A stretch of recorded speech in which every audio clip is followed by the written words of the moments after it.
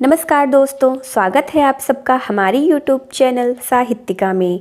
शायद किसी ने सच ही कहा है कि हमें कभी भी अपने बच्चों को किसी दूसरे बच्चे से कम नहीं आंकना चाहिए।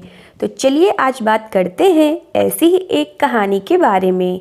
यह कहानी एक 16 साल के लड़के की है, जो एक ऐसा लड़का जिसकी कहानी हर तीसरे बच्चे से लगभग मिलती जुलती है। वह हर दिन 9 बजे स्कूल जाता, फिर दोपहर 2 या 3 बजे घर वापस आता, लेकिन घर आते ही किसी भी चीज़ का ठिकाना नहीं रहता।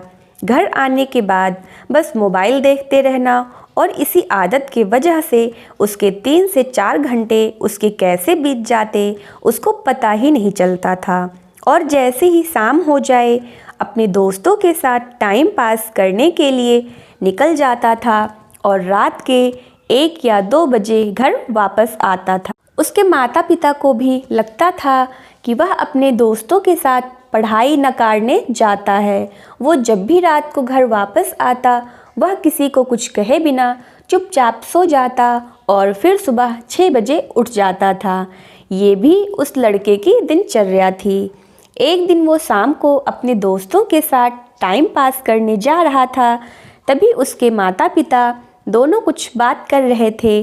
तभी वह उनकी बातें चुपके चुपके सुनने लगा था, और उसके माता पिता उसके भविष्य के बारे में चर्चा कर रहे थे। वो दोनों कह रहे थे, देखना हमारा बेटा बड़ा होके IAS या PCS ही बनेगा, या उसकी जो मर्जी होगी हम उसे वह बना देंगे, और हमारा बेटा जिंदगी में कुछ ना कुछ बड़ा ज़रूर करेगा और हमारा नाम रोशन करेगा। अब वो लड़का उसकी माँ और पिता की बातें सुनकर रोने लगा और सोचने लगा, वो 12वीं भी पास नहीं हो सकता और मेरे माता पिता ने इतने बड़े सपने संजोए रखे हैं। उस रात उसको नींद नहीं आई और वह पूरी रात रोता रहा। दूसरे दिन की सुबह हो गई और वह छत पर चला गया, और ज़िंदगी में पहली बार उसने उगते सूरज को देखा, और उसे सूरज को देखकर ऐसा लग रहा था कि ये दिन उसके ज़िंदगी का पहला दिन है।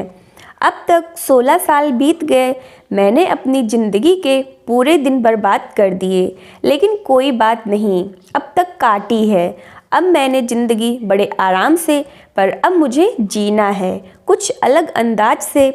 और उसी वक्त उसने ठान लिया कि भविष्य में क्या होगा पता नहीं, पर अब जो भी होगा वह बड़ा ही होगा। एग्ज़ाम के 3 महीने बचे हुए थे, तभी उसके अंदर से एक आवाज़ आ रही थी कि अब मुझे पढ़ना है, मुझे अपने माता और पिता के लिए पढ़ना है, और ज़िंदगी में कुछ बड़ा बनना है, और ऐसे ही काम नहीं चल सकता।